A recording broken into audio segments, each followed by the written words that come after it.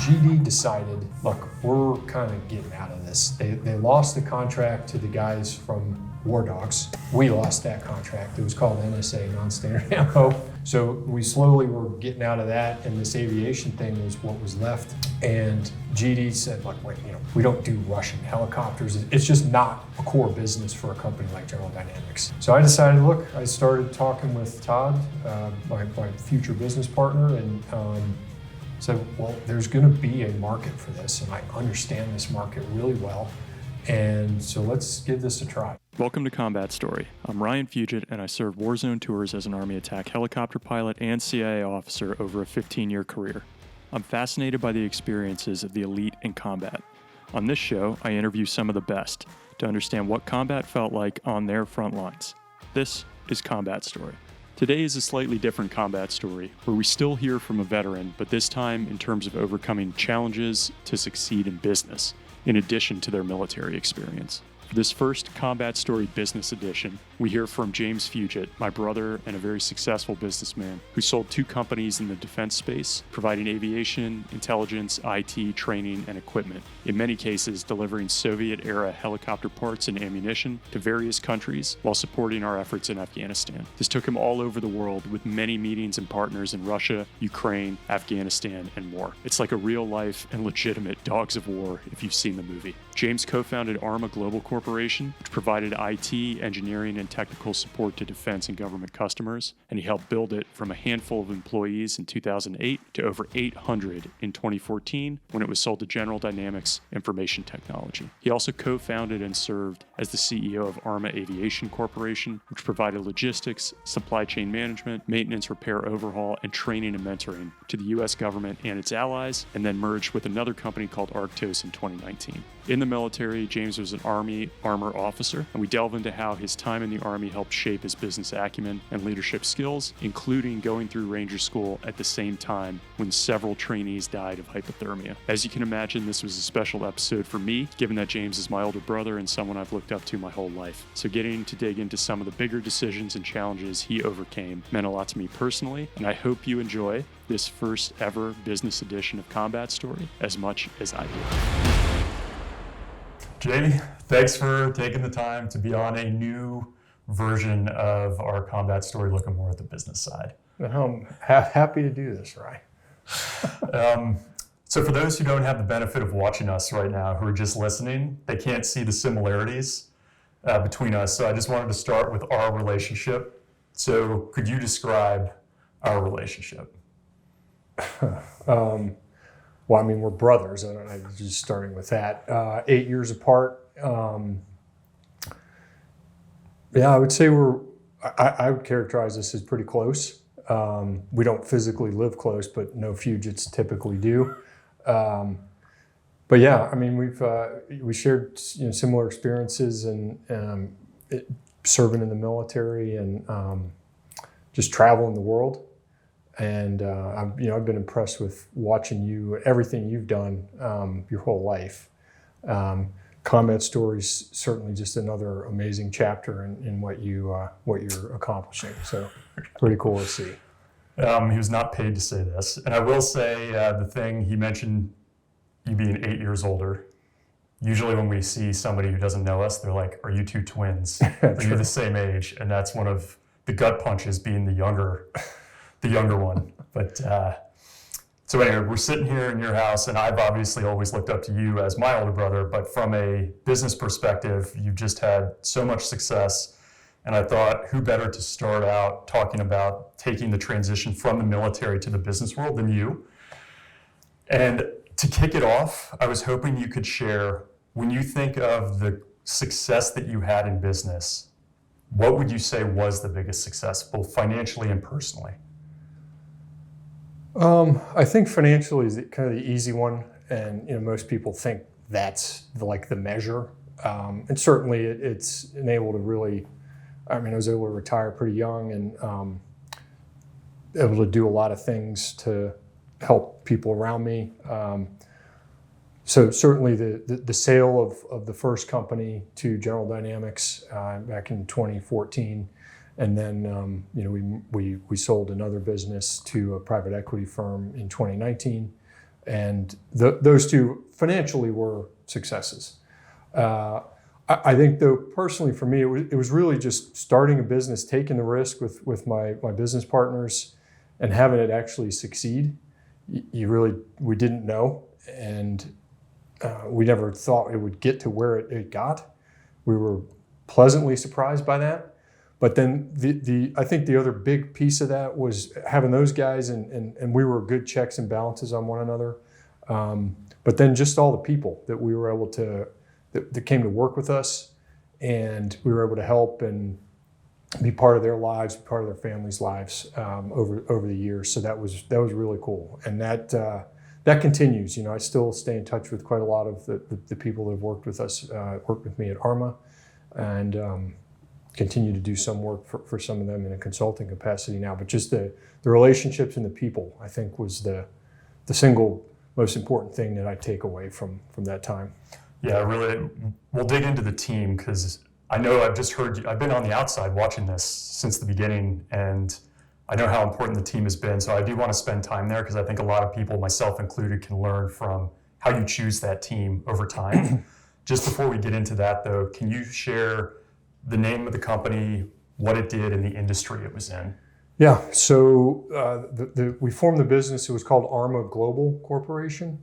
It started out doing what the U.S. Army called non-standard aviation support, a little bit of non-standard weapons and ammunition, but primarily aviation. And so in about 2004, the U.S. Army decided to equip the Afghans with Russian helicopters, Mi-17s, like that thing right there. And we were involved from the very beginning in procuring aircraft, procuring spare parts, training the Afghans on how to fly their aircraft, how to maintain them and operate them. We did that we formed the business in 2009, right up until Afghanistan collapsed, whenever that was, 16 months ago. So that was the core of the business. And then my two business partners had a background in the Army Signal Corps, and particularly in the special ops arena. And so we were able to use the kind of the cash flow that was generated by the parts business to get into the IT and communications professional services side, providing technicians, highly skilled technicians with a lot of IT acronyms after their names, top secret clearances, to SOCOM specifically around the world, to keep a lot of the infrastructure, communications and IT infrastructure operating. When we sold the business, we had a little over 800 employees. We were operating in probably 20 different locations around the globe, and we delivered over 1.5 million Russian-made helicopter parts to the Afghans and to Iraq and a couple other smaller programs in different countries. So we had a lot going on all over the world. It was a pretty complex, really interesting business line. Mm-hmm. For somebody who's not familiar with that business, what is the industry? What do they call it? Broadly speaking, defense contracting. And that goes, there's a million different variations on that. But yeah, defense contracting, and then those two specific swim lanes. So we just decided early on, we weren't going to try and become like a General Dynamics or a Lockheed and provide all these services and capabilities to the government. We just couldn't. We didn't have it. But we had these two niche areas that we knew really well. We knew the customers well. We knew their requirements well. On the aviation side, we had this vast network of Eastern European and Russian suppliers, and we were able to provide services better than most of our competitors throughout the years we ran the businesses. What is the size of that industry? Like, if people put a dollar value on it, and I know it changed obviously 2004 to where we're at today, but hundreds of billions a year. I don't know, the current defense budget is probably $700 billion. That's not all procurement. A lot of that is salaries and base operations and just keeping the military functioning. But I don't know what the current spend is on an annual basis with the U.S. government. When you look at how much money is being spent on Ukraine, and that's just a fraction of what the U.S. spends in the defense arena. And then if you look globally, it's exponentially larger. So it's a huge business. So now backtracking to talk about the military time. Before you got into the military, would you have ever envisioned that this would have been the path that you went on, that you would have had a company that had a military connection to it one day? Never. No, I mean, if I could ever have passed the foreign service exam, I would have been a diplomat like Dad and never would have gone down this road. But no, I never even envisioned this. You know, when I was in college, I knew I was going in the Army and just thought I would stay in the Army and that would be my career. And you know, God leads you down certain paths for certain reasons, and that wasn't what I ended up doing long term. It was 6 years, the best years of my life, and you learn more about yourself, and I did anyway in that time than I think anywhere else in your life. Just the challenges that you face and the situations you're in and the opportunities that you're given at a young age. So people who have watched this before will know a bit of my background, but I mean, we had pretty formative experiences growing up, moving a lot. Yeah. Can you just touch on some of the places we lived and what you remember about some of those? Sure. I mean, I was born in Brazil. I don't remember Brazil. We left there, I think I was 2.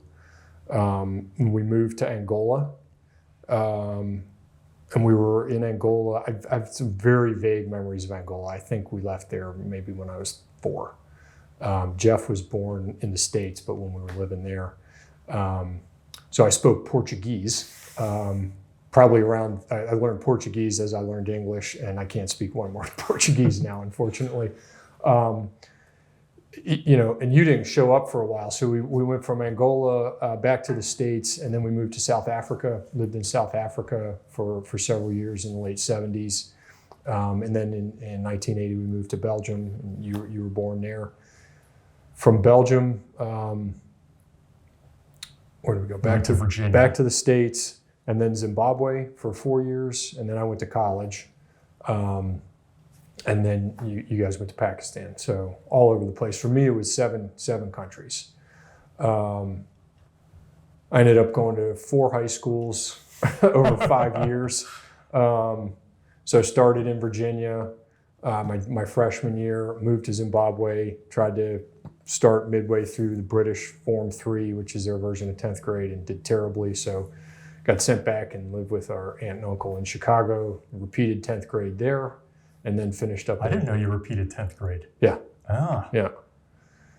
Yeah, I couldn't pass the O levels because there's too much math and science for me. So it didn't work out. But yeah, then ended up in boarding school in Connecticut and finished there. I sometimes wonder about this. How important do you think being in boarding school on your own at that age made you successful later on? Or do you think like you had learned the skills you needed before that? I mean, you know, I was 15 when Mom and Dad stuck me on the plane in Zim and sent me on my way. Yeah, so it's not just like boarding school in another town. Like we were on another continent entirely. I mean, we're in third world Africa in like the late 80s, and there, you know, no cell phones, no nothing. $20, you have to fly to London. You got to wait in Heathrow Airport at the giant ticker board for like 14 hours for your flight to show up here and slowly work its way till it's time to board, you know, and then get on the plane and go to Chicago. So you just, you know, I learned to be okay on my own. And I think Mom and Dad, you know, they largely let us do a lot of stuff as kids that in this day and age, you would never consider letting your kids do. Unfortunately, because I think it got us ready for life a lot at a much younger age. Certainly boarding school, went to Taft, was academically rigorous. Don't you have to say it with a British accent, like Taft? Like really elegantly? Taft. Okay. But going from Taft to college, college was, I won't say it's easy, but was well prepared for school. You know, but paying for school was a big thing. So I left Taft. I graduated Taft in May, and Dad told me I had to enlist in the National Guard to pay for college. So I enlisted in the Virginia National Guard there in Harrisonburg. Can we just real quick? Yeah. What was the discussion like with Dad for that? Because I don't know that story. Well, for me, there was never a discussion. It was always like, all right, well, the Army's going to pay for school and you don't have a ROTC scholarship yet. So you need to enlist in the National Guard and they'll pay for your college. Okay. So I did. And, so it's just funny. Like I was at Taft, some of the wealthiest families in America send their kids to these boarding schools in Connecticut. And 3 weeks after graduating, I'm at Fort Benning at basic training as an 11 Bravo infantryman with kids on the other end of the spectrum. And that was probably the best reset of my life. Just having lived at Taft and seen that world, to be able to then go and live in a barracks with 8 weeks of basic training with guys most of them were from Appalachia. It was a great experience. Sucked the whole time, but really, I think brought me back down to reality to some extent.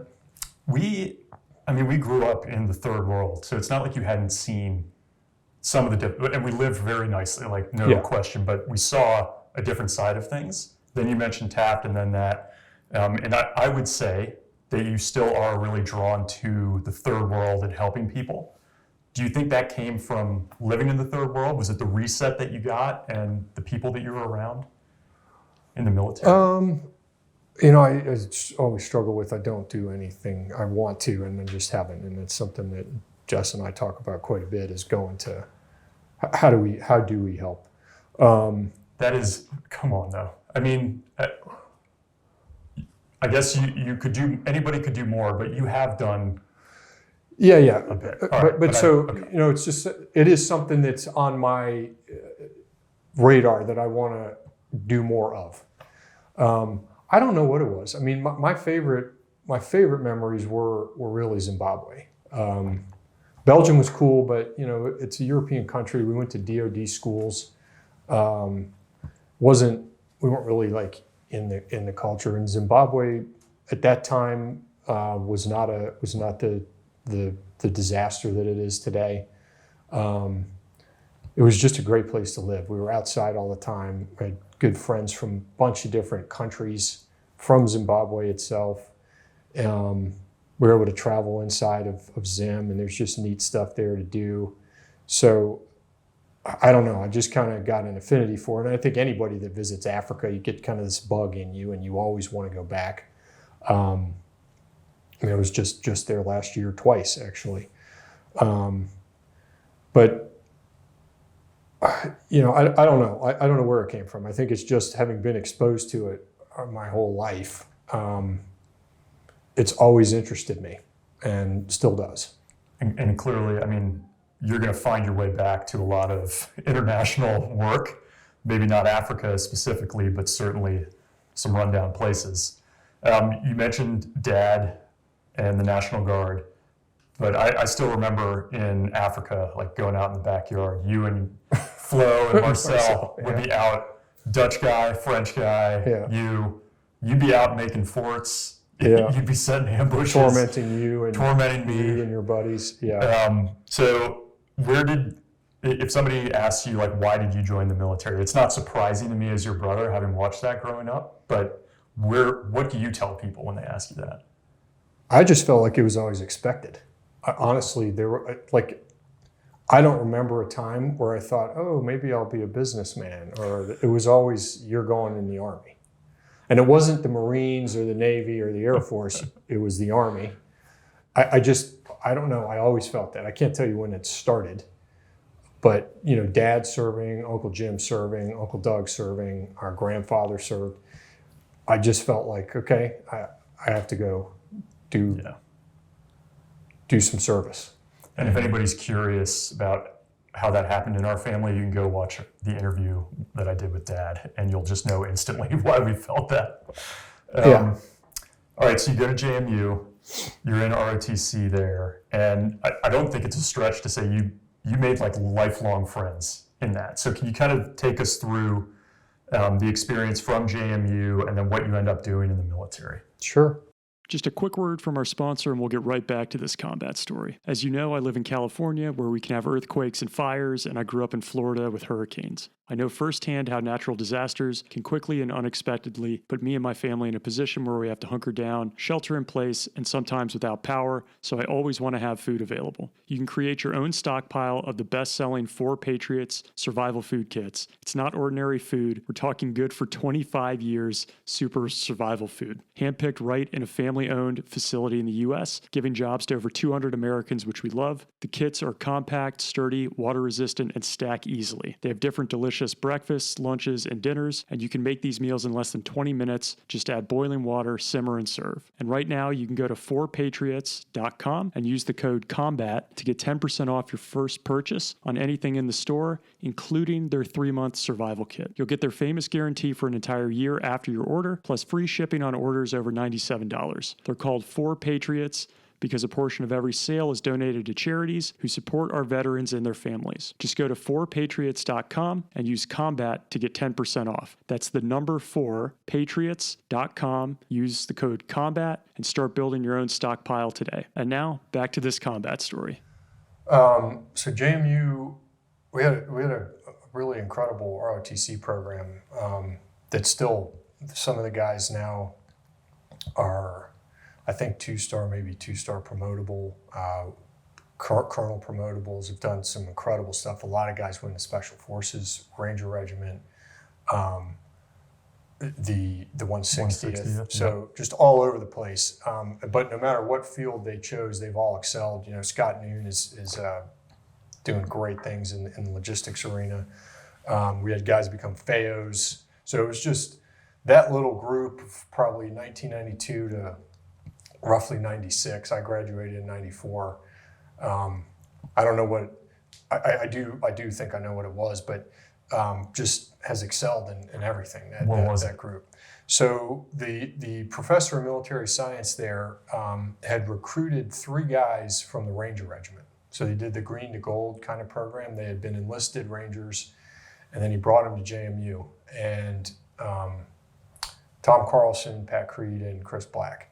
And those guys just infused this whole culture of kind of the Ranger Regiment mentality, I guess. I didn't know Chris Black was in the Ranger Regiment before. Prior service. Yep. Interesting. So those 3 guys, they just set this incredibly high standard. And all the guys that we were in those year groups around them were influenced by them. And Colonel McDonald was the PMS, and he set the standard really high. And that's what, you know, we get together now once a year. We did our first reunion here last year, and we're doing another one up in outside Fort Bragg in Pinehurst in April. And last year was 12 guys. This year is going to be 23. I don't know. That's what I attribute it to, and that's what most of the other guys attribute it to. If you get Chris or Tom or I'm sure Pat in here, they'll say, no, that's not it. But all of us other guys that were around them, that was a big contributing factor. You and I went back to JMU for a game when we were still living in Virginia not long ago, and we went to the old ROTC house, right? Like where some of the guys the Ranger house. The Ranger house. Yeah. Can you tell that story of us going back there? Yeah. So, and Quinlan was with us, right? So on Port Republic Road, just up I-81, across I-81 from the campus, there's this like old brick house, like a piece of junk. And I don't know how long it's been called the Ranger House. It was before I got there in 1990, and it is still the same now. So 33 years, longer than that. The Ranger group at JMU just rents it from whoever owns it and lives there. And it is exactly the same. There's like a parachute in the bar. There's camouflage netting hanging up in the corner. We knocked on the door, and this kid let us in and taking us around and goes up to no questions asked. Just like, hey, we lived here. Yeah. I never 30 lived years there, ago. but Neil did. Yeah.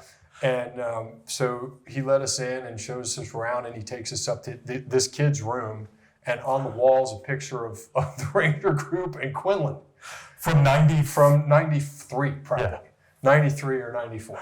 So 30 years later, they still got a picture of those chuckleheads on the wall. Anyway, it was really funny and really cool to see. And I'm still in touch with the current professor of military studies there, and that group continues to excel.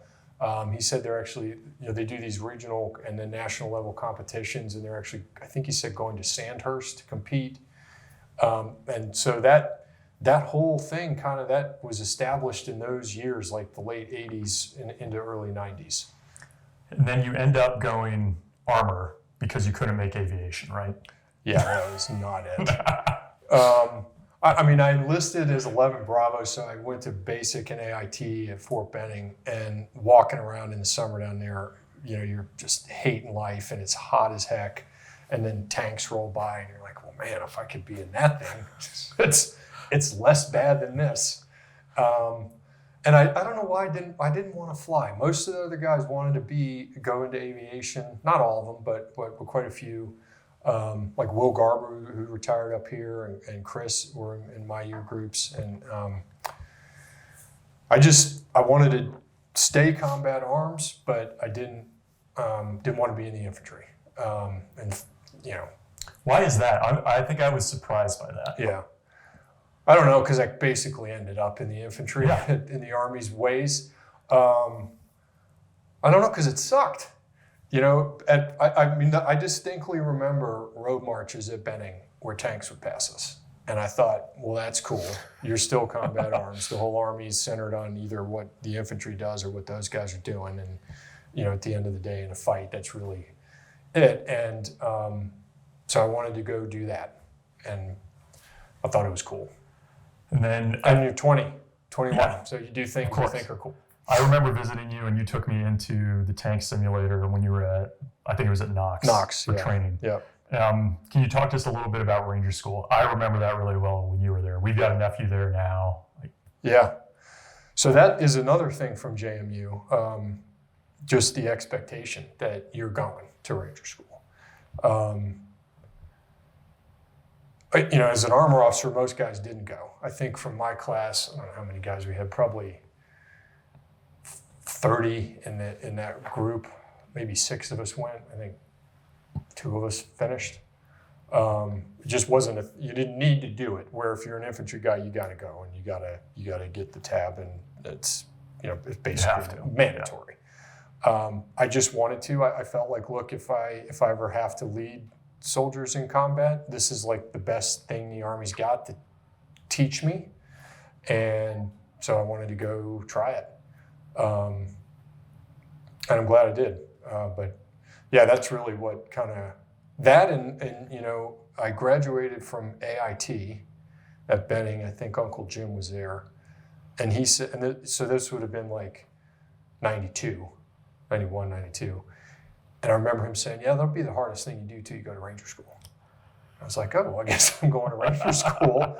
So those were the reasons. And we should touch on what happened to the class ahead of you at Ranger School that time. Yeah. So I think it was two cycles ahead of me. They still had the desert phase at that time. So I'd finished Benning, jumped into the desert, flunked the desert, and they were getting rid of it, so I thought I'd stay for some extra desert training. But I remember it was around this time. It was February of 95. I remember the RIs came out and they're like, get your snivel gear out in the middle of the night. And it was freezing cold at night out there at Fort Bliss. They'd put your snivel gear on, buddy up with somebody. They were doing all these health checks. They didn't really tell us why.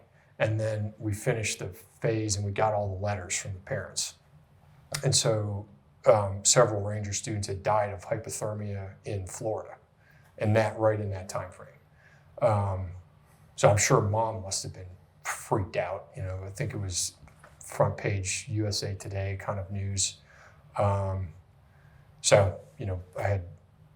When we got to the swamp phase, it was heavily modified. We didn't go in water above our waists. We didn't stay in water long periods of time. They had really clamped down on safety, and I think they were still, I don't know how long they were doing the kind of investigation into what happened. But yeah, that's what. How did that impact your mindset at all going forward into those phases? I don't really Was that remember. the first time somebody had died doing the training that you were doing? That I was aware of. Yeah. I don't really remember how it impacted me. You know, you're just trying to get through like the next hour of every day. I mean, I'm sure there was a lot of like, oh man, I wonder if they were going to do the swamps, like what's going to happen? Are they going to, you know, we didn't know. And we went to the mountains first. So we had, you know, a month or 3 weeks before we actually showed up down there. And then they had curtailed the deep water stuff pretty heavily. Okay. So you get through that successfully, and then you spend, you end up doing 6 years in the Army at some of the garden spots like Fort Polk. Mm-hmm. And you mentioned it wasn't like you weren't in a tank, right? I mean, you were kind of light infantry at Polk, acting like the bad guys. Yep. Can you talk a little bit about that? Because I think it's pretty interesting what you end up doing with the company. Yeah. So you know, you're at the officer basic course. At that time for ARMA, it was still at Fort Knox. It hadn't moved it to Benning yet. And you list like your top 10 requested duty assignments, and no one puts Fort Polk in their top 10. And somehow I get it. It wasn't even on my list. The Army says, all right, go to Fort Polk. I was trying to trade dudes for anywhere on earth, like Korea. Nobody would trade a year in Korea. So, okay, got to go to Fort Polk. So at that time, Fort Polk had just fairly recently moved the 2nd ACR, Armored Cav Regiment there, and turned them all into Humvees. So it was like the backwater unit of like armor and cavalry. Nobody wanted it. But so I assumed, all right, I'm going to Fort Polk and I'll be in the 2nd ACR, and you know, that's where I'll do my platoon leader time, XO time, whatever, and then wherever the Army sends me next. So I finished officer basic and then did Ranger school, showed up at Fort Polk, and they're like, oh, you're a Ranger qualified Cav guy or armor guy. You're going to 509th Parachute Infantry Regiment. I'm like, no. Like, yeah, you are. I said, but I'm an armor guy. That's an infantry thing. Like, I'm not. They're like, nope, they've got a Cav troop, Delta troop, and it's the OP4 battalion for JRTC, for the Joint Readiness Training Center. And what's OP4? OP4 is the opposing force. So JRTC, the Army has 3, did then, I don't know how many they've got now, I think still 3, but 3 main training centers, one in Grafenwehr in Germany, the National Training Center out at Fort Irwin in California, and then the Joint Readiness Training Center at Fort Polk, which Fort Polk is focused on the light infantry and sort of the SOF and Ranger regiment training side of the Army. So you think of Louisiana, everyone's like, oh, cool, you're gonna be near New Orleans, except you're 5 hours away. You're in the middle of nowhere, like central western side of Louisiana, basically in a swamp. It was one of the main training bases for the Army before sending guys to Vietnam. So dreadful place in terms of just living. It was really hot, lots of snakes, lots of bugs. But so the OP4 battalion is an infantry battalion, airborne infantry battalion, 3 infantry companies, a headquarters company. I think they had a scout platoon, and then the troop, the Delta troop. And at that time, we actually used the M551, the Sheridan, the old aluminum tanks that were air droppable. We never air dropped them. But they had visually modified the exterior to look more like a Russian Soviet T-62. So we would, each month, I think 11 months, 10 months out of the year, the Army would send a light brigade to Fort Polk, so about 5,000 guys, and they would fight a 2-week war against the unit I was assigned to. Yeah. So acting like the Russians. Acting like Russians, and then acting like guerrillas. So the first couple weeks were the first week was typically like a low intensity conflict. The brigade would be entering this fictional country, and it's more guerrillas and some Soviet SOF units that are operating, just messing up supply lines, attacking behind enemy lines. And then the major assault comes where they bring, the second week, we bring our tanks, we had mechanized vehicles, and we actually would do an attack against the brigade who would be defending in the battle space. And that was a normal rotation. There were some modifications, like the Rangers would do some different stuff. And, there were some partnership for peace initiatives where they brought over European countries that serve alongside the U.S. guys. But typically that's what they look like. So we got to, I was 24 through 27 when I was there. And I got paid to play laser tag with tanks and helicopters and field artillery and everything else. I was playing war when I was a kid in Zim, and then the Army was paying me to do it. So it was a great experience. Terrible place to live, but you make some good friends there because you're all kind of in the same boat. You had to drive an hour and 10 minutes to get to an Applebee's. There was just nothing there. But really interesting work. You're really on your own a lot. You learn a lot about how to operate in these different environments under a lot of stress and pressure. And so it was a great platoon leader time. I was the XO of the troop, and then I got the opportunity to serve as the CG's aide for Fort Polk, and had a great boss. How important was that in your career growth, that aide position? In the military, or I have always wondered, because you're so close to, I would say the closest thing we had to an executive, in the military, a senior officer like that, you kind of got to see everything this person did. Yeah. So not just a military perspective, but just how it maybe shaped how you looked at problems. Yeah. I learned a lot from General Thompson. So he, I probably spent 12 to 14 hours a day with him 6 days a week for a year, 14 months. We were I was there all the time. And just understanding, a lot of the job was diplomacy. There were foreign units that would come. We had the chief of staff of the German army. I remember visited one time. You had defense attaches. The Lithuanians had sent a platoon. The defense attaché from Washington came. We had the chairman of the Joint Chiefs, chief of staff of the Army, the head of 18th Airborne Corps. All of these really senior military leaders would visit Fort Polk periodically. So you're just a little speck on the wall, but you're listening to them talk. You're listening to them ask questions of senior leaders. Some of the guys that ended up leading the fights in Iraq and Afghanistan, I remember, were battalion and brigade commanders at that time coming through JRTC. Figure I left there in 98, and 9/11 happened 3 years later. So those guys were learning their craft at JRTC, getting ready for who knew what at that time, and then lo and behold, they're fighting divisions and brigades and stuff in Afghanistan and Iraq. But just being around General Thompson, the incredibly high level of professionalism that he always demonstrated. I never saw him yell at anybody. Which is not a given for No, a it's general very officer. unusual, actually, because I saw a lot of yellers. Senior guys just treat people really poorly. He didn't need to.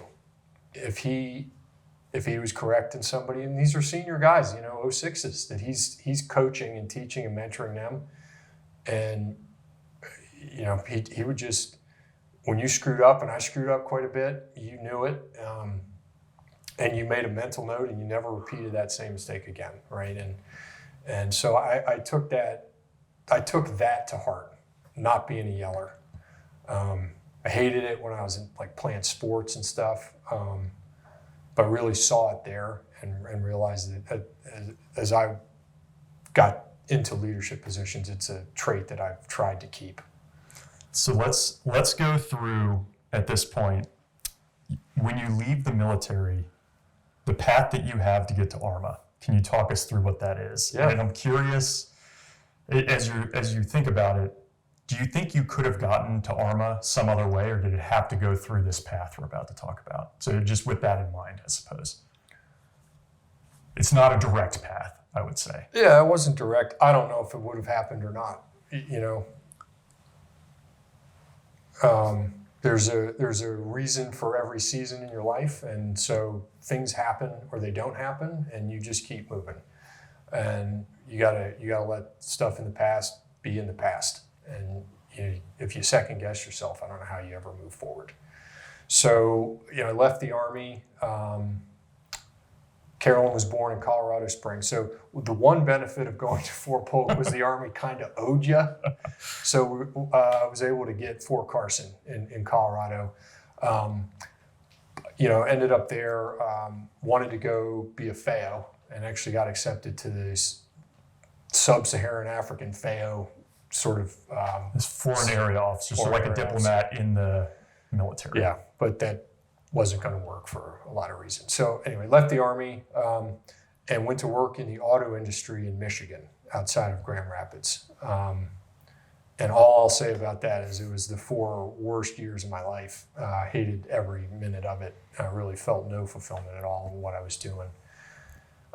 And the sun would go away in November and come back in April. It's just a tough place to live. I didn't mind the snow or the cold, but the no sunlight really was not good.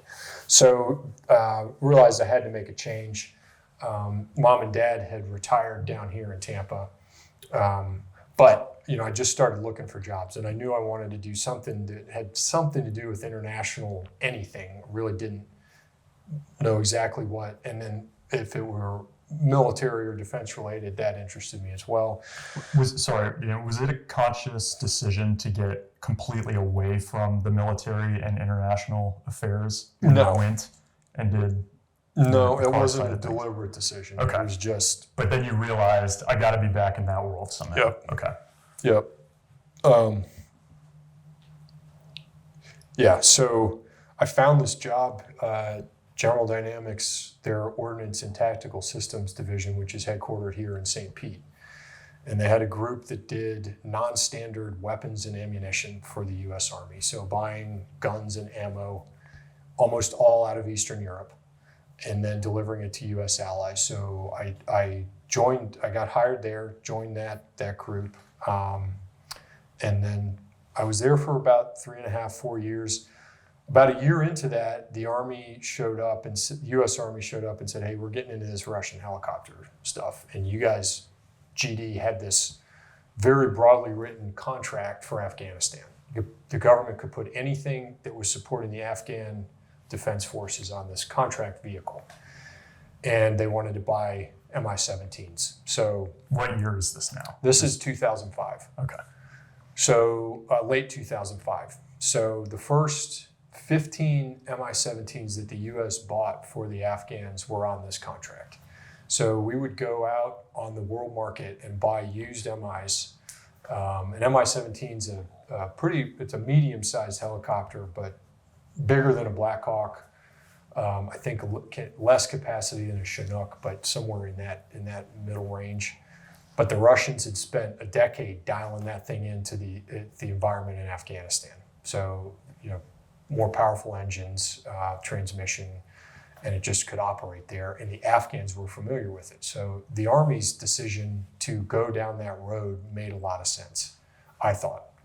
For people who don't know, why would the U.S. need to get Russian helicopters in Afghanistan? So the Afghans still had some. They still probably had about 10. They probably had 30, but 10 could fly because they were cannibalizing them. They had no spare parts program, no money to buy spare parts. And I think at that time, this was 04, 05, the US and Russia were on a much different footing than we are today. They were actually, I don't want to say friendly, but the tension that exists today was not that way in that time frame. So, and if you recall, the Russians supported the U.S. in Afghanistan and with the attacks on 9/11. So that wasn't, if you'd looked at it now, it never would happen. Looking at it back then with what was going on geopolitically, it made a lot of sense. And they're they're like a flying tractor from the 1950s. They're easier to fix. They're not, Apache or Black Hawk's just a huge computer, really sophisticated, complex. You've got a country with a literacy rate of 20%. So just finding people that you can actually train that understand the complexity of those systems was hard. So it made sense why the U.S. made those decisions to provide that aircraft. So, somehow all of a sudden, Dad's a pilot, you're a pilot, I wasn't, and now I'm dealing with Russian helicopters. And still don't know how that happened, but I learned a lot about the Russian manufacturing side of their aviation business and the entire supply chain that they had set up around Eastern Europe, and that's how we got into it. And GD decided, look, we're kind of getting out of this. They lost the contract to the guys from War Dogs. We lost that contract. It was called NSA, non-standard ammo.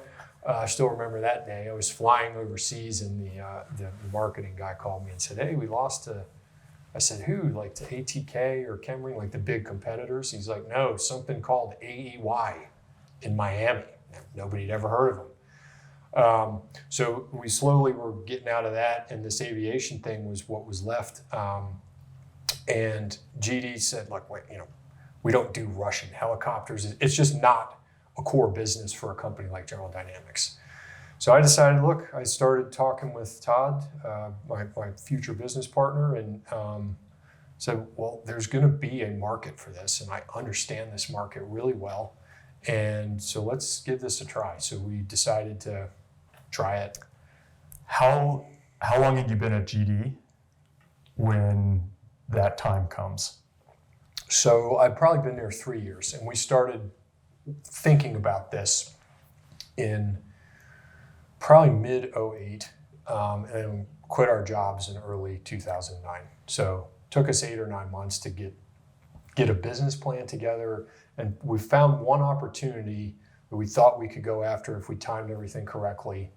And I had enough in savings to last about 6 months, and then I was going to have to go find a job that would actually pay me if we didn't win some work.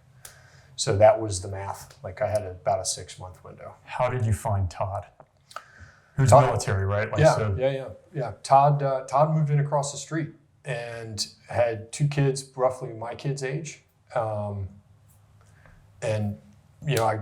So they moved in. Me and Carolyn and Ryan made cookies, took them over, and met Carol. Todd was out at the time, and then Todd came home the next day, and we introduced each other. And come to find out that Todd and Carol, his wife, was also an Army officer. They were stationed at Fort Bragg and hung out with some of the guys from JMU. So we just had mutual friends from the Army, and that was really it. A lot of questions here. As that first encounter is happening, who is it who's like, hey, why don't we take this enormous chance and go do this? I don't feel like there was like that one moment. It was just we started talking. So Todd had left the Army, and he started and sold a business up in DC. And I think they did more like support to state. Maybe it was AID. I don't remember exactly. But so he had already gone through like the entrepreneurial thing and been successful at it, and then moved to Tampa. So we started talking about it, and I was explaining to him what I was doing, and I can't remember, like, was there one sort of like, oh man, we got to go do this, or just sort of over time was like he was ready, I was frustrated with GD, I saw where this could go, and we were like, all right, well, we got to go do this. With 3 years under your belt, now that you look back with hindsight, not knowing what you were getting into, was that a benefit? Like, I mean, you knew the industry, but not the way you do 15 years later. Was it just ignorant enough, maybe? Yeah, maybe dumb enough to think we could succeed. Part of me too there's always been a part of me that says, if I don't try this, I'm going to regret it at some point in the future. Like if I didn't try to go to Ranger School, I would have regretted it. I would probably still regret it. I tried to get in the Foreign Service, couldn't pass the test. Okay, but you don't have to regret it now. I didn't. Yeah, I don't regret it now. But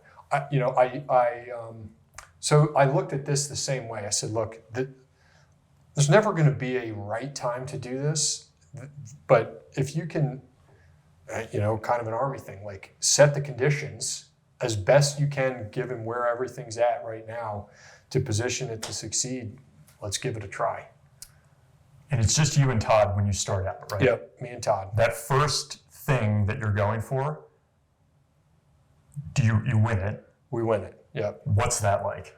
That was incredible because all the pressure's off. All the pressure's off and then it's on now. Like, holy cow, we're the dog that caught the school bus and what do we do now? And what is it you won? Like, let's put some so we won a contract. We were a subcontractor to Lockheed Martin, but the first contract was a $12 million award for spare parts for the Afghans. And we actually wrote the contract. We wrote the proposal for Lockheed. They had the contract vehicle. I don't want to get into all that kind of technical contracting stuff, but they had a mechanism that the government, U.S. government, wanted to use to buy stuff. But they didn't have the expertise at Lockheed as to how do you go buy Russian helicopter parts. We did. And so that was the thing that actually got us to say, all right, here's the timing. We quit our jobs now. We can go write this proposal for Lockheed. We'll get one or two other little things here from friends and buddies and whatever. Friends, fools, and family members. When you start a business, you need those 3 Fs to get us by. But that thing should get awarded, and if we get that, then we can go do what we want to do and start hiring people. And so it took probably 4 months or so. We wrote it. It was pretty quickly awarded, that's fast in the government world. I mean, I've seen stuff take 18 months to get awarded. That one was quick. So we were awarded that. I was actually in Europe with our first employee, David, when the award came in. So that was we actually ate a good dinner that night. So we were staying at a buddy's house in London to save money, but we went out for steaks. What was it was just 3 of you at that point in time. So really small, you're just scraping by. Why didn't you decide to side hustle it, as we would call it today? Like, you quit your jobs, went right in, as opposed to like, let's just try this on the weekends and at night. I think we were doing some of that, and we felt like we were playing at business. Like, either go do it or don't do it, but quit messing around. You're either all in or you're not. And that was it. Like, we did reach that point. We were like, if we're going to do this, we have to be all in. We can't have 1 foot over here and 1 foot over here and hope. It just, that industry doesn't work that way. How do you trust this person to take that leap with you? How do you set the conditions so that you're not like, well, now my family is screwed? I don't know. Todd and I just got along. We're very different in a lot of ways. But I mean, I always trusted Todd. I felt like he always trusted me. Todd's much more the sales guy. He's got a really creative mind. He sees ways to make deals, and that's not really my strength. My strength was more on like, how do we have to organize all this stuff so we don't go to prison? There's a lot of rules in federal contracting, and then when you're dealing with the Russians and Ukrainians, there's all kinds of stuff that, and so it was a good complementary set of skills. Another version of me would not have been successful, and 2 of Todd's probably wouldn't have been successful. We then, our third business partner, Brian, came on right around when we won that contract. And he was a lot more program oriented, like program execution. He came also in the Army and was at Dell. So just program execution was his real strength. And so again, like those 3 skill sets worked great together. 2 of me and 1 of Todd, or 2 of Brian and 1 the mix wouldn't have been correct. So I wanted to jump into the mix for a sec, but real quick, how important was the shared military background that you and Todd had to the trust? Or I think it was huge for all 3 of us, for Brian as well. You've shared common experiences. You speak a dialect that is unique I mean, and even those two, when they started talking about signal stuff, I wasn't in that branch. They've got a narrow niche that they were able to go really dig into. So I don't know. I think it's just a common thing. You find it with anybody you meet in the military. I do anyway, and it's one of the cool things that you take with you the rest of your life. So it certainly was a factor in our ability to work together well. And you knew nobody, all three of us put forth everything we had into this company. I mean, it consumed our lives. When you talk about the three of you and the skill sets you brought, obviously every company is different, but do you feel like those aspects, like sales, the programmatic execution, the organization, like, are those the three elements that you have to have? Doesn't have to be three people, but you got to have those components. Yeah, if you can't sell, you got nothing. So that's critical. And then as you get bigger, if you don't have that infrastructure, things start to fall. You can't deliver the service or product correctly on time. Maybe there's parts defects because you haven't built the infrastructure to handle it and to manage it. And dealing with the government's a whole unique thing because you have these certain government agencies that audit everything you do. So you've got to have really accurate accounting systems.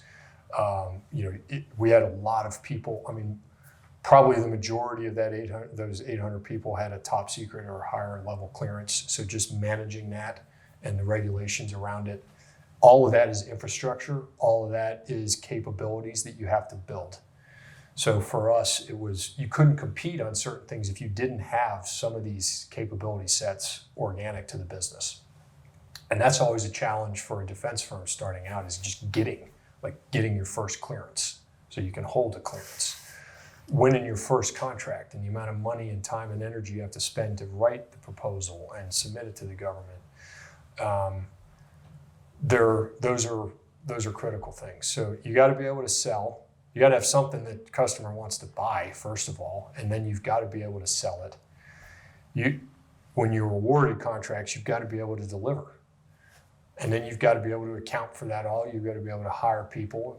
You got to make people want to come work there, offer them benefits. I mean, it's an entire package that eventually you have to have. You've mentioned to me before, I feel like the deeper you got into business, the more opportunities opened up for you, and you just became so much more familiar with business than the rest of our government family. But you had mentioned before, you've seen a lot of companies that hit, I think you said like a 10 million revenue cap, and they really can't break through. Yeah. Do you attribute that to kind of that team dynamic, the skills? So that was probably part of it. Most of those businesses, though, were in what we would call professional services side. So they hire people for the government. Often they get their start because they've got some kind of a special designation, like a minority-owned or veteran-owned or service-disabled. And those are typically smaller contracts that the government lets to that pool. When you get around 10 or 12 million in professional services, part of it's you can't get money. So you have this cycle where you need to hire 50 people and deploy them to wherever the customer sites are. You need a lot of cash to do that, to make those first couple payroll cycles. And banks are like, I don't want to lend to you. Like, you have no assets. All you have is a contract.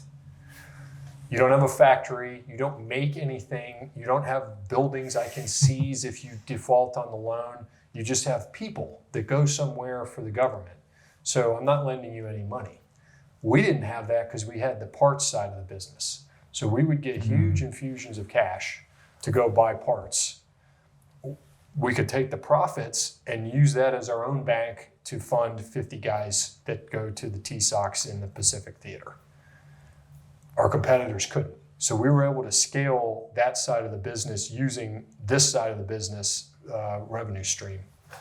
So I'm going to speak for you for just a second, so correct me if I'm wrong here. And in a minute, I'm going to ask you to go through some of the important milestones as the company grew that you really looked back on as they were important and memorable. But how important was the mission you were doing at that time? Because from the outside, you were in Afghanistan when I was there. You had guys going there and supporting this effort. I wonder, could you have been that successful if it was something that didn't have that mission? How important was that mission to you, I suppose? Important to me personally? I think it was huge. I mean, it was the U.S. focus was Afghanistan, and then it became Iraq.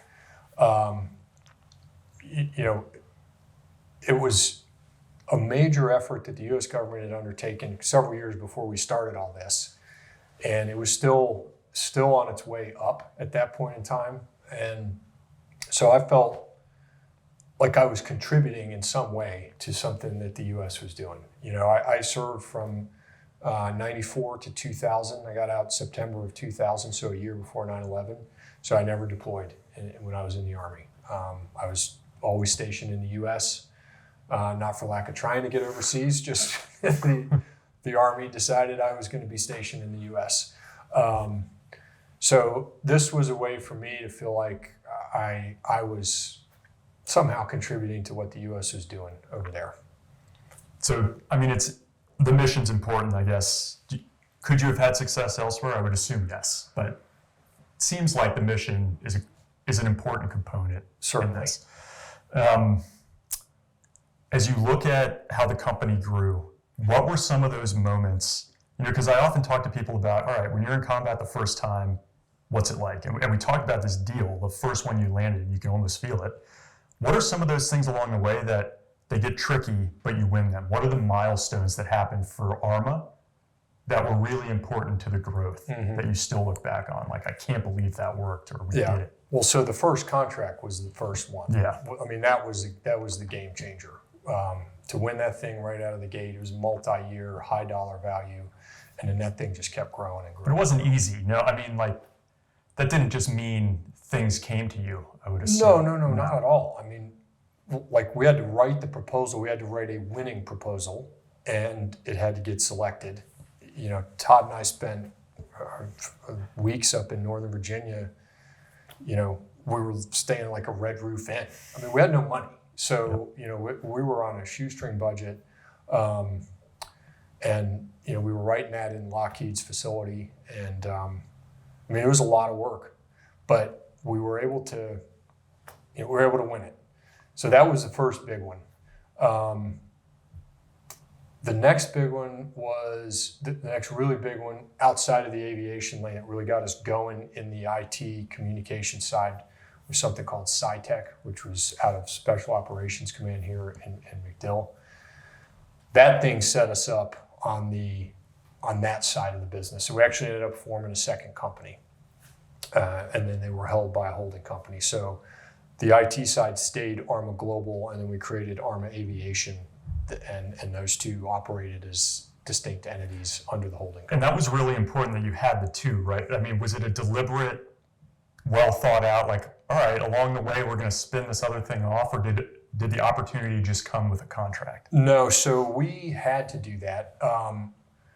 The IT side was doing a lot of stuff for the special ops and some classified community, and we were dealing with the Russians and Ukrainians. And so we put a firewall in the middle of the company, set up the two businesses. Todd and Brian at that point then stayed on the global side, and all I knew was kind of revenue and back office type stuff. I did not know what the programs were, who they were serving. It was too sensitive to kind of cross. Because I had to still deal with the Russians and Ukrainians. Yeah. So we peeled off about 25 people that stayed on the aviation side, and that's all they did. And then the bulk of the other employees focused on and were providing the support and services to that customer set. So, and actually, we hired some investment bankers about 2 years in, because we had no idea what we were doing. And we thought maybe at some point we might want to sell this. And we brought these guys on to help us get the company organized for a potential sale. And that was far more valuable than an MBA ever was. We learned so much from those guys, and then actually going through the sale process. But so that was the second big milestone, was that SciTech award. There were some other contract wins, but those were the two pivotal ones that basically set up aviation and then set up the global side of the business. We won a big, late in the cycle of the company, a big IDIQ, which is an indefinite delivery, indefinite quantity contract. Again, I probably want to bore the audience with all of that, but that's where we're no longer subcontracting. We're actually what's called a prime contractor directly to the U.S. government. So we spent over a year to bid and win this thing. And then the first huge task order that came out on that was for Afghanistan. So it would have been the long-term follow-on to all the work we had been doing. That thing took us, I think it came out right before Thanksgiving, and it was due in January, which the government loves to do. So we had people cancel Christmas vacations. I mean, we were working 12, 13 hours a day through Christmas to get this proposal out, and we actually won that. That took a year to award. It was then protested, and then Afghanistan shut down. But that award was the single largest contract we ever won. That it never ended up getting implemented because of the protests and then the end of the fighting over there, or the end of the U.S. involvement there. Who were the other primes on that contract, if you're allowed to say? Lockheed was one, Leidos. I can't remember. So they're giant, I guess what I'm getting at. They're huge, yeah. So in like the span of less than 10 years, you go from you and Todd sleeping on some friend's floor in London to having a prime role against Lockheed Martin. Yeah. How inconceivable was that when that happened, man? It was still like hard to believe that we were able to do what we did. It was great. It was a great experience to go through all that, and it was a lot of hard work. And it was all the people. We wouldn't. It wasn't just the three of us. No. That was who led the company. But we had some great folks on both businesses, global and aviation, throughout the years that really made it what it was the whole time.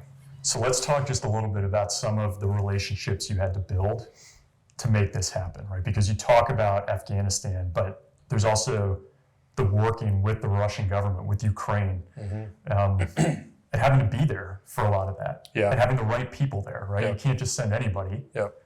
What was that like for you, having grown up with the Cold War background, and now you're working with the Russians? Yeah. So we didn't start out working with the Russians. There have been on and off sanctions with Russia forever, and their sanctions now are massive. Where you're just, as a U.S. business, you were prohibited from doing anything with the Russians. But in 2000 and when was it? Around 2010, the U.S. started loosening some of those sanctions. And so we were the first U.S. company to actually go to Russia and meet with Rosoboronexport, which is a Russian defense government entity that sells defense equipment overseas, and get approval to go directly to buy from Russia. So that took me probably 8 months, 7 trips. How common is that relationship to have? Like how many U.S. companies have that? We were the first. Maybe by the end of 2018 or 2 or 3 others. I mean, it's just impossible. They're hard to work with. So you'd go into these meetings in these Russian government places in Moscow, and like it's me and David and one of our employees who's also our interpreter, Victoria, and you'd have like 8 Russian guys lined up, like just glowering at you, and only one guy talks. Everybody else, I don't even know what they're doing. They're just staring at you. It's very intimidating. The first couple of these, you're like, whew, that's something. Usually somebody's smoking a cigarette, or a couple of them are smoking a cigarette indoors. It's hot. You're in a suit. I think it's all deliberate. They weren't big tea drinkers, really. I would think not. No. But I love that. That to me was some of the most fun aspects of the work we were doing was just getting to deal with these foreign governments, and not all governments, foreign companies. So doing the ammo and weapon stuff, we were in Serbia, Bosnia, Czech Republic, Bulgaria, Romania, either dealing with private companies or their government defense export entities, or both. So those were really, it was fun to figure out how to work with those places and those people. Why for you? I think Because it's probably not fun for everyone. Just growing up overseas, and it was just part of my life since I was born, and I enjoy it. So I would always make our guys read like the CIA fact sheet, State Department information guide for that country. I would always encourage them to, read something about what's going on in Bulgaria before your trip, so you can ask them about the election that's coming up or whatever. Just find something to find some common ground, because I felt like that was a way to make a connection with people, and it was appreciated. I feel like to build those relationships between us and them. You mentioned David, right? I've known of him for a long time, and I almost think of him as a little bit of like a secret weapon for y'all. And he didn't go to Taft. He's not a Harvard MBA, I would say. No. But he seemed to do incredibly well over there. And he wasn't military either, right? No. So could you just kind of talk about how somebody like David ended up being so important for the company? Yeah. He's a very likable guy, easy to talk to, and he's just established relationships with the Eastern European suppliers. I mean, they would invite him to weddings and kids' birthday parties. And I mean, he really was able to establish a bond that was more than just a business relationship with these folks. And to this day, I mean, he's still in touch with them. If he decides to visit Bulgaria, like he's Romania, like they'll roll out the red carpet for him. It's also because he can drink copious amounts of whatever the local firewater is.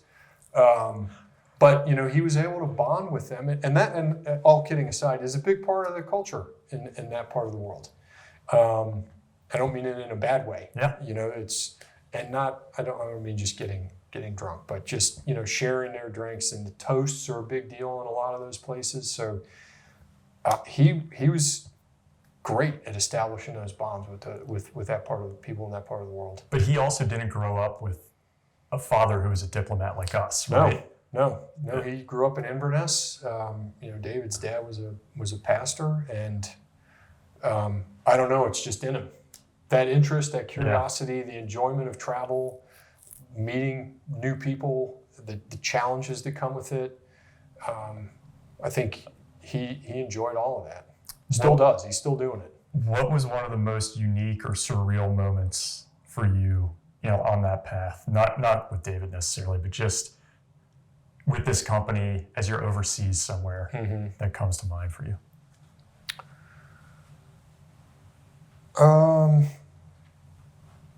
So probably two. The first meeting with the Russian government was pretty cool for me.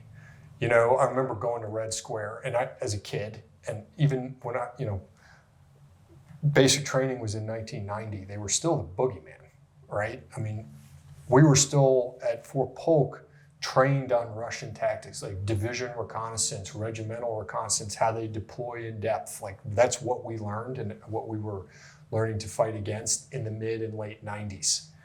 So to go to Moscow and be in Red Square, I viewed as like the heart of darkness, like the most evil place in the world. But to be doing business there, to be welcome there from a business standpoint, it was a really neat, memorable experience. And then another really kind of a crazy one, and it was a glimpse into the Cold War and how things were organized. The Czech government, this was when I was still at General Dynamics, decided to donate like 6,000 tons of ammunition to the Afghans. So Czech Republic, landlocked, Afghanistan, landlocked, 6,000 tons, you can't fly it. Well, you can fly it, but so I spent 2 weeks, and I had just started at GD. I'd been there maybe a year. The guy who hired me left the company, so I was now in charge, but I had no idea what I was doing. And so I go to Prague, and I'm meeting with the Czech government. And then they set us up on this tour with a bus with the driver, and we go and visit all these Soviet ammunition depots, hidden in mountains, buried under forests, to prevent the U.S. from finding them and blowing them up in a cold, in a war. So it was just a very eye-opening experience to see a tiny percentage of the stuff that they had stockpiled as the Soviet army would come west towards the Fulda Gap to pick up all this stuff and go fight against us. I remember that was a very distinctive trip. And that was the first trip where I was kind of in charge, but on my own, dealing with a foreign government. How important do you think what you learned in the military was to this successful path you ended up on? Huge. Funny, the first sergeant of our troop at Fort Polk, he always used to say, the doer will do what the checker will check, which translates into, if somebody's doing something but you aren't checking on what they're doing, they're probably not going to do it very well. So I've always had that mindset, like you just have to follow up. Doesn't mean you don't trust somebody, but you're checking on their progress. Have they thought of this? Have they thought of that? That's one lesson. The lessons from General Thompson about never needing to raise your voice when you're counseling somebody, when somebody screwed something up. They know they did something wrong. You yelling at them is not going to make it any better. So there's a different way to coach people when they make mistakes. That's another big one. One thing you learned as a young officer was you got to try and position yourself at the key point on the battlefield or wherever your platoon's fighting or your company. And I think it goes on higher. I never got past company level, but where's that key or critical point? You've got to know your capabilities. You got to know what your adversary is doing. You got to be at that point. And I always viewed doing business overseas as something I needed to understand. I needed to deal with the Russians. I needed to understand the Czech government's challenges. I needed to work with the manufacturer X in Ukraine. If you don't understand them as the leader, you're going to be leading ill-informed, making decisions on partial information. So I always felt like, and I always train my folks, like, you got to go. You got to be there. I would have finance guys go visit just one time, but go see what it's like in a factory or at an inspection for Russian helicopter parts. It's a whole different ball of wax. So when you're dealing with the stuff, you're like, why did that happen? Well, you've seen it. You've kind of lived a day in the life of that program manager's shoes, and you got a better understanding of what he's dealing with or what the supplier's dealing with in their country. So I've always felt that was really, really important, is getting that experience, that firsthand experience. And then just don't expect your people to work 14 hours a day if you're not willing to work 14 hours a day. Then that's just a central military thing. Like, you don't ask your folks to do something you're not willing to do yourself. And then last one here, as you kind of look back at that time that you spent with ARMA from the start, with the benefit of hindsight, are there points along the way that you could have gotten something done faster or gotten to that sale, as you mentioned, like at the beginning, selling the company financially, great point to get to. Could you have gotten there sooner if you had taken a different turn here or a different turn there? Or did you kind of need to go through these milestones? Yeah, I think we needed to go through them. And when you want selling a business, you want that business to be the ripest fruit on the tree, right? You don't want to be, still a green banana. Nobody wants to buy that, and you don't want to be the one that's sort of started to turn. So there's a time that's really right, especially in our industry, where you've got everything set up. You've just won some big contracts that have a long track record to go. You've got a couple years of proven capability audited financials, government audits cleared, all this stuff, like where you are positioned best to sell. And that's what I mentioned, hiring the investment bankers. That's what they really helped coach us on, is all right, if these pieces are on the board at this time, this is when, if you're missing this though, not a good time. You're gonna reduce your value, but get this thing in place and your valuation is gonna be higher. And there's an art to it and there's a science to it.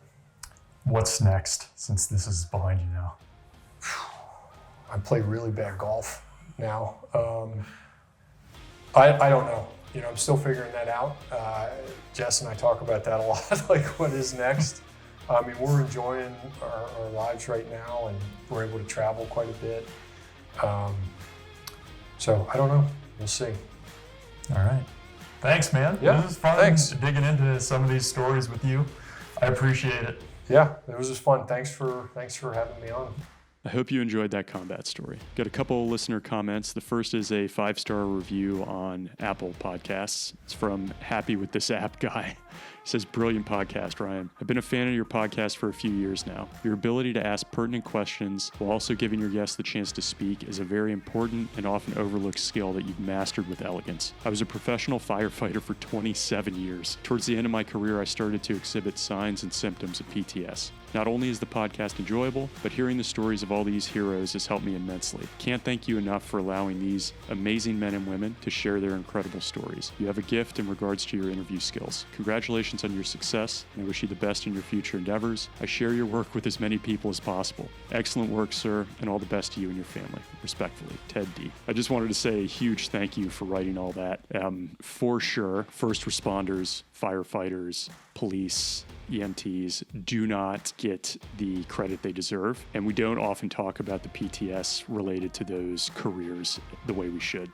Obviously, combat veterans, we talk about this a lot. And we'll mention this on the show, like running into a burning building to pull someone out isn't the normal reaction. So the fact that you would have traumatic episodes afterwards is no surprise. But I would just say, Ted, thanks so much for the kind words. It means a ton that you've been listening for so long. And, I just appreciate that you bring this to other people as well. And if I'm being honest, it's comments like these that keep me going. It's like the fuel that I need. There's a lot of hateful comments that you see on YouTube and in different places, but this means a ton to hear these types of comments from people where it really hits home and matters. So thank you so much for listening and taking the time to leave that. We have another set of comments on YouTube. This is from our David Burke episode, who, I'm just so amazed with David having flown the F-16, FA-18, the 22, the 35. Like, what has this guy not flown?